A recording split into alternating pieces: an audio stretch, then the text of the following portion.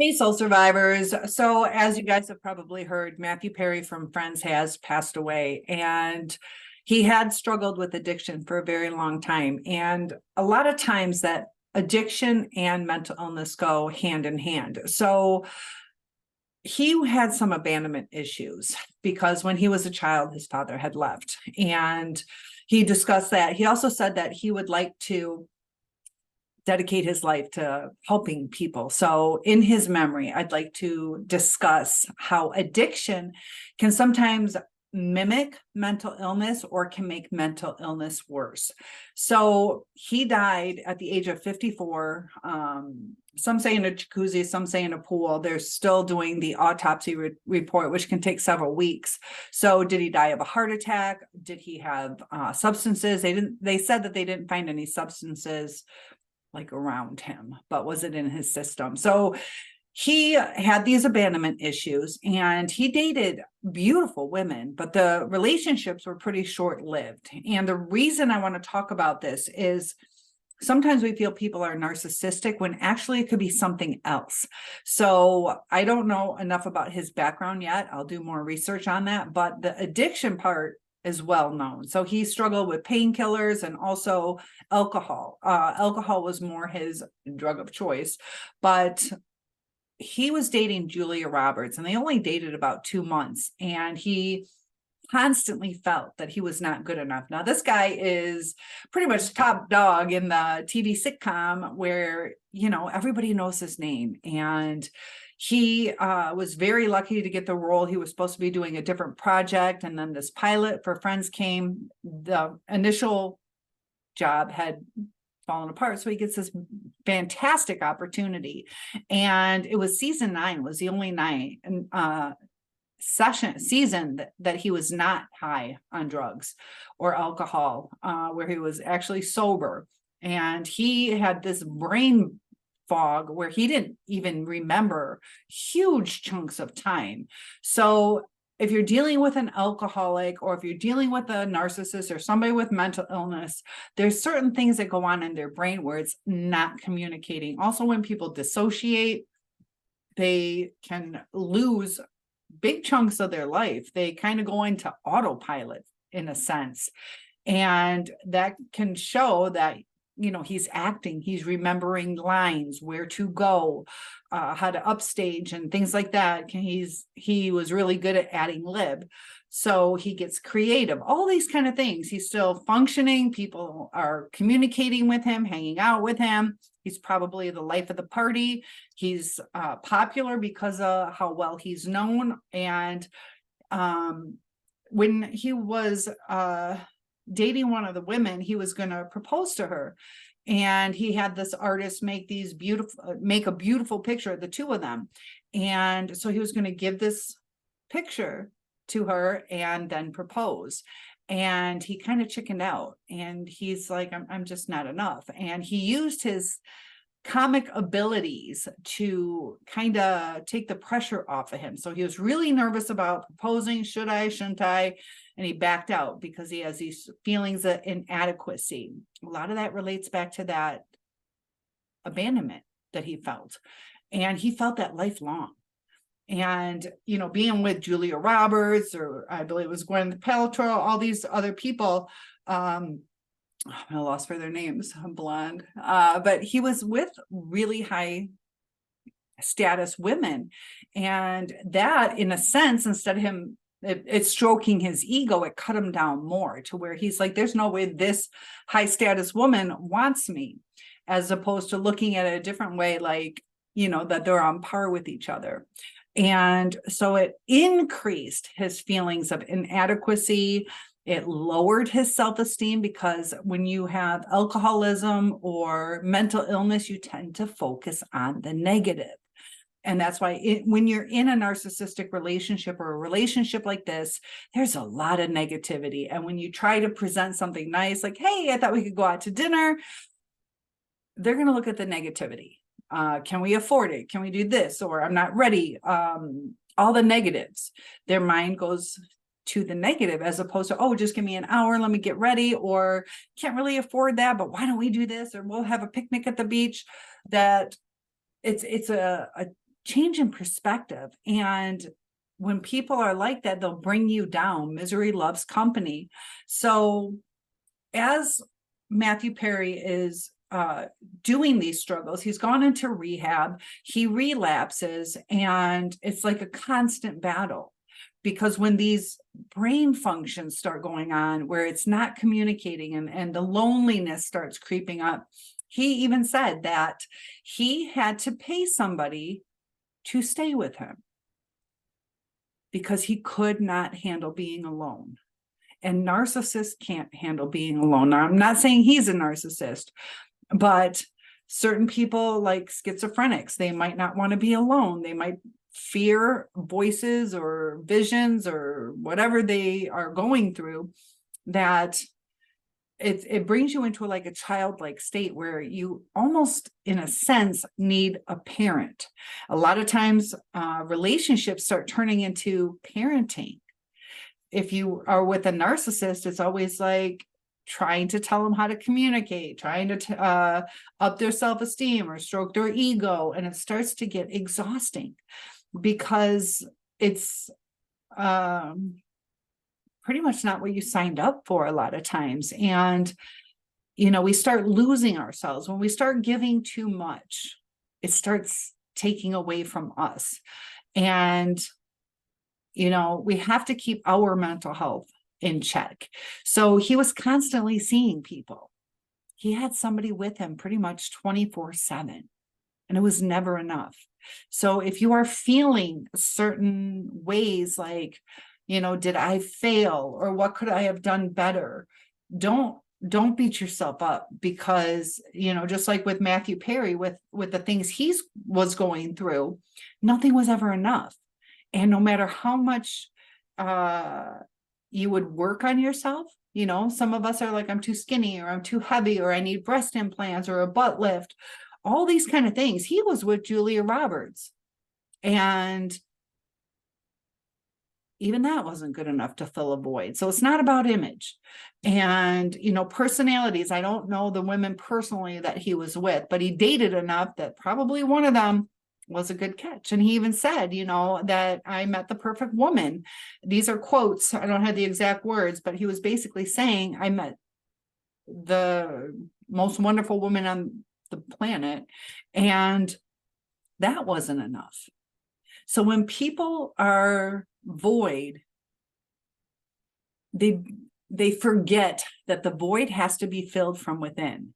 And this is very important if you guys are struggling, that if you have a void, that we figure out what that void is and we fill it from within.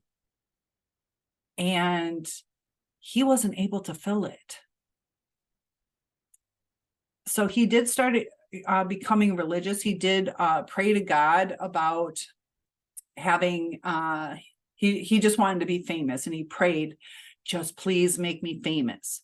And that right there, that kind of prayer, where it was so important, that's all he wanted. It wasn't like, let me be famous, let me have a couple kids. It was just, let me be famous. I need to be seen. I need to be adored. So he's trying to fill that void. And he was happy for about 6 months. And then he crashed, because it was like a superficial fulfillment. It was outside people validating him. He wasn't validating himself. I had like a Facebook friend. I have 3,000 people on Facebook, so not a close friend, but somebody who had said, look, I need some positivity. I'm doing this little project for myself. I need to be positive. What do you see about me that's positive?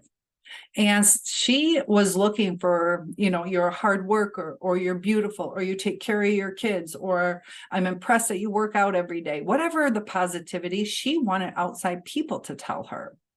She wasn't able to say, you know what, I'm a great mom, I'm working out every day, or, I struggle, but this week I got 2 loads of laundry done. She's asking for outside validation. And when we're in certain relationships, they start falling apart, because if you're with a narcissist, they will knock down your self-esteem, and they knock it down so much that we start feeling that we are dependent upon them. They're the one that took away our self-esteem. They're the one that distorted our own image of ourselves. And we have to get back to where we understand that's not true. That's not who I am. You know, yes, I needed to sleep in today, but I'm not a lazy person. I was sick this morning, or there was a storm and I couldn't fall asleep. I'm not lazy. I'm tired. And, you know, we're human. We have to give ourselves grace. So Matthew Perry wanted people to know about the struggles. And as a tribute to him and the fact that he was trying,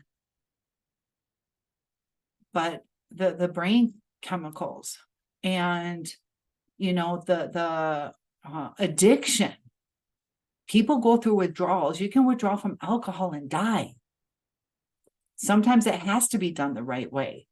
So if you're, you know, struggling, you have 3 beers every night, you could probably quit cold turkey. But when it's like a extreme addiction, there's a lot of withdrawal symptoms that sometimes become so uncomfortable that you don't want to go through them. So you just grab another beer or some liquor.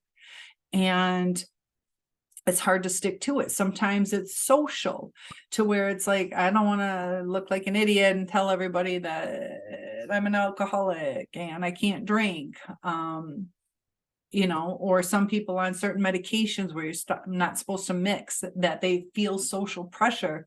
Maybe they'll take alcohol that can be deadly or extremely toxic to the body. Also, sometimes it causes the medication not to be effective. So alcohol can affect people in so many different ways. So there are a lot of resources out there, but the main thing that I would like to take away from this is how he was saying, I was never enough. I was never enough. I never felt good enough. So he didn't feel he could be good enough for somebody. And it was interesting too. He dated quite younger than himself, sometimes quite younger. And you see a lot of narcissists do that as well. It's like 10, 12, 15, sometimes 20, 30 years that there's usually a reason for that. Sometimes it happens, you know, sometimes it does, but it's interesting to see how often it happens. We'll get into that in a different one, but if you are struggling, know that the happiness is not going to come from that other people. Because like that Facebook friend, I could say, you know, I'm really impressed. You're cooking wonderful dinners every night. And she'll be like, yeah, but the tacos didn't turn out right. And the roast was dry. So it's like, okay, well, I was trying to give you some positive things. She can cut it down. Or you're like, you're really smart. And if I tell her she's really smart, it matters if she believes it, because if she believes it, that could boost her ego. But if she's like, I mean, I had that imposter syndrome, I don't feel like I'm doing the best that I could, or, you know, I dropped out in the middle of my junior year of college. Like, sometimes even when you are fed the positivity or the things that you need, you bounce them off of you. If I met up with you and told you you look great today, are you going to say, but my hair's not really good, or I have a pimple, or, you know, just kind of carrying a little water weight? Are you going to say, thank you? Are you going to feel it? And we have to be our own best friend. And, you know, friends, how's that? That's kind of ironic, but rest in peace to Matthew Perry. Addiction and mental illness sometimes go hand in hand. But either way, it can destroy a life. And whether his death was caused by that, it could be symptoms like from the strain of the drugs. Maybe it was a heart attack or liver failure or inflamed kidneys. We'll find out more soon. But every life is precious. And it'd be nice if we could all just, you know, work out relationships, but there comes a point in time where certain relationships can either kill you or destroy you. And narcissism causes that trauma bond, which is like an addiction, or it causes codependency. And it's like coming off a drug. It's more intense than a cocaine withdrawal. It has physiological responses, and physiological relates to your body. Physiological responses, even though it's just our thoughts and our brain wiring, it physically hurts, and it causes disease. It causes anxiety and stress and depression, and all that will bring into your other relationships. So just because you're with one person who is toxic, it starts infiltrating. They have generational trauma, but they also have the trickle effect where now, you're crying at work and you're not getting your work done. So now your boss is upset with you. And now that your boss is upset with you, you're telling your kids to just go to bed, and you're yelling at them. And you're like, I don't want to hear it right now. Just go to bed. And it just continues and snowballs out of control. So if you are struggling with something, I'd like to help you. I have one-on-ones available, or just put in a topic request. I do videos for people, and we'll get through this. But you have to want to change. And if you are the victim, you still got to change. We have to change the sadness or the depression, and realize that Facebook person would not have been filled. No, how many strokes to her ego I would give her. I asked her, my reply was, you're a wonderful person. What do you feel about you as far as positivity? Because if we can look within and build upon our strengths, the non-strengths aren't as profound. Kind of balances out, and it seems so far off, or little imperfections. Nobody's perfect in this world. So rest in peace, Matthew Perry. And to all my friends on this channel,